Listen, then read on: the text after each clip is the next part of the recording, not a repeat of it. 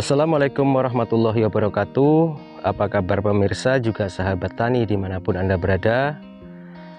Semoga kita senantiasa ya diberikan kesehatan, diberikan kebahagiaan, dimudahkan segala urusannya dan dilancarkan rezekinya, amin ya robbal alamin. Terima kasih sudah klik video ini. Selamat datang kembali di channel saya, channel Belajar Sukses, channelnya orang belajar bertani.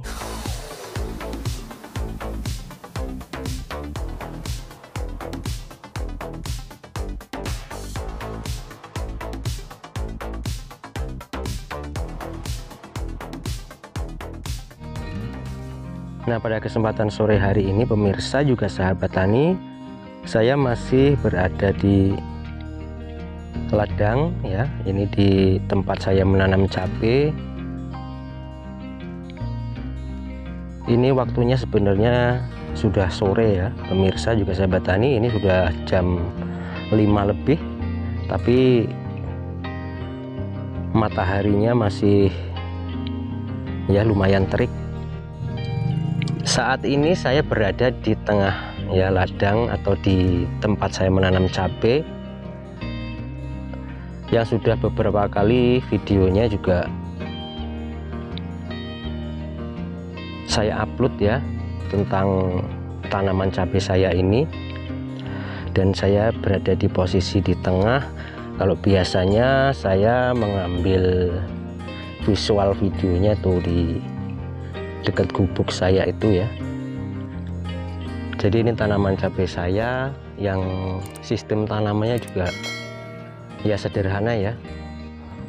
Sistem tanamnya tanpa olah tanah ya, seperti pemirsa juga sahabat tani saksikan ya, itu masih ada batang-batang jagung, sisa tanaman yang terdahulu tidak berubah posisinya, masih banyak yang berdiri. Jadi ya seperti ini ya kondisinya tanaman cabai saya.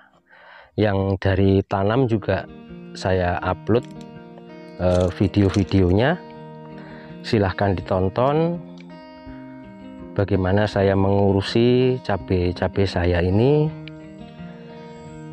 apa-apa yang saya gunakan dari pupuk, dari pestisidanya.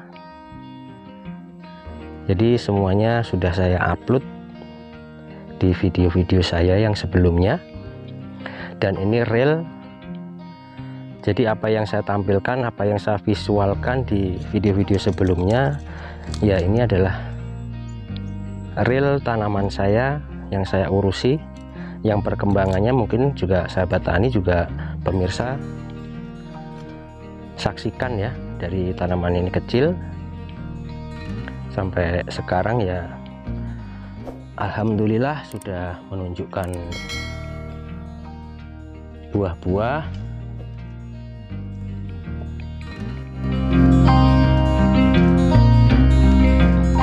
Pemirsa juga sahabat tani ya, mohon maaf kalau ya visual videonya kurang bagus ya, karena cuacanya sangat terik meskipun sudah sore. Dan yang saya ingin tunjukkan sekarang, atau yang ingin saya bahas sekarang adalah saya menemukan di tanaman cabai saya ini ada yang berwarna lain ya. Nah, ini ada satu pohon cabai yang daunnya menguning. Jadi ini terkena bulai atau virus kuning ya.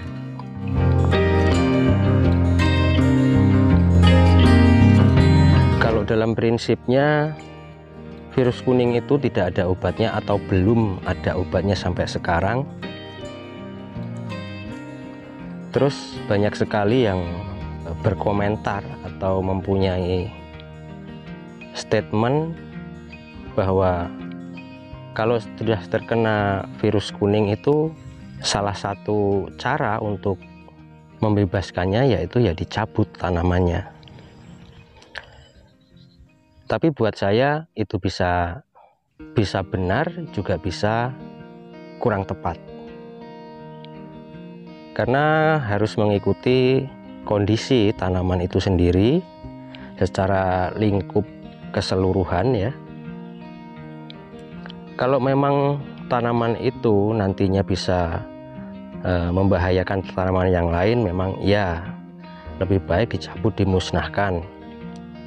Tapi yang perlu diketahui sekarang ini adalah sebenarnya virus kuning ini seperti apa cara penularannya. Jadi penularannya untuk virus kuning ini tidak dengan tanaman bersentuhan terus menular ya, pemirsa juga sahabat tani.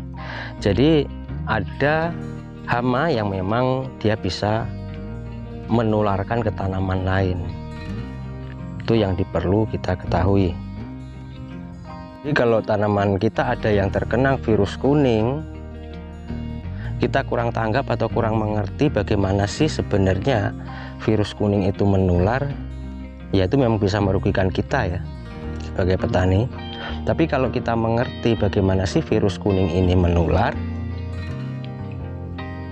ya kita bisa setidaknya bisa mengambil keputusan yang lebih bijak.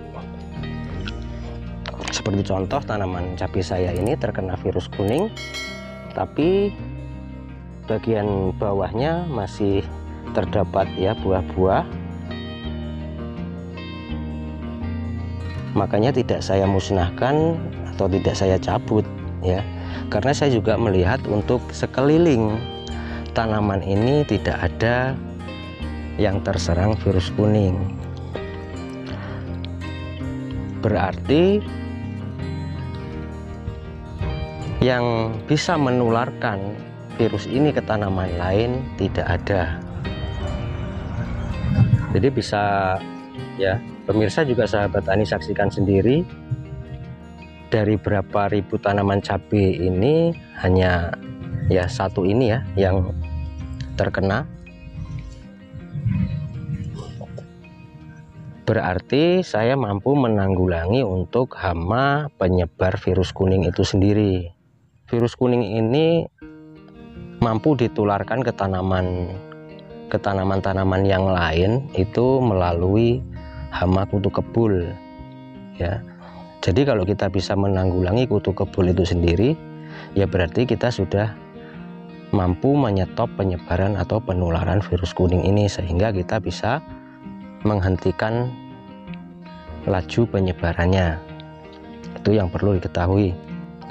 Terkecuali kalau memang pada tanaman cabai saya ini ada yang terkena virus kuning, saya tidak mampu mengendalikan untuk hama penyebarnya, ya memang langkah yang baik adalah memusnahkan tanaman yang sudah terserang.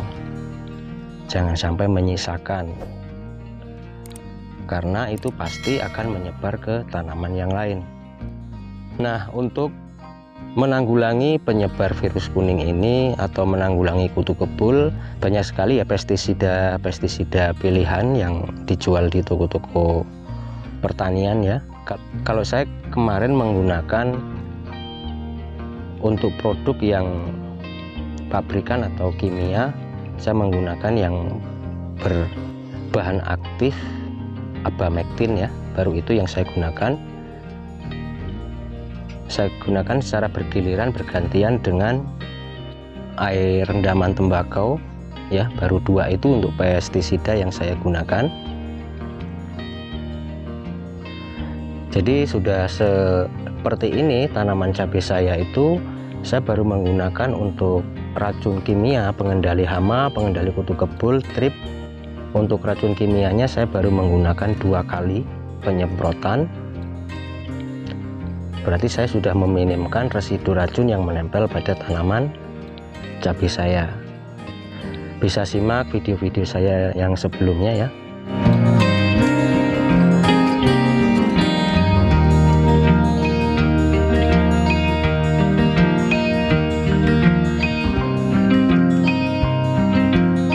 Jadi seperti itu ya pemirsa. Jadi perlu kita ketahui kalau memang tanaman kita terserang virus kuning, ya kita memang antisipasi atau memang langkah yang lebih terbaik itu memang memusnahkan tanaman yang terserang. Tapi kalau memang tanaman itu juga masih membawa buah, ya kita lihat untuk kelanjutan sekelilingnya, apakah ada penyebaran ke tanaman-tanaman yang lain atau tidak. Kalau memang tidak ada, berarti kita sudah mampu memberhentikan laju penularan, jadi tidak perlu dicabut. Itu prinsipnya. Ya mungkin itu dulu ya pemirsa juga sahabat tani. Terima kasih sudah mengikuti video ini. Semoga apa yang saya sampaikan itu bermanfaat, dan dukung terus channel ini agar bisa berkembang lebih baik lagi dan bisa bermanfaat untuk orang banyak dengan cara subscribe, like video ini jika suka, dan ada pertanyaan silahkan tanyakan di kolom komentar. Saya akan menjawab dengan semampu saya dan share video ini ke media sosial pemirsa juga sahabat tani agar nantinya bisa lebih bermanfaat untuk orang banyak. Sekian dari saya, kurang lebihnya mohon maaf, dan saya akhiri. Assalamualaikum warahmatullahi wabarakatuh.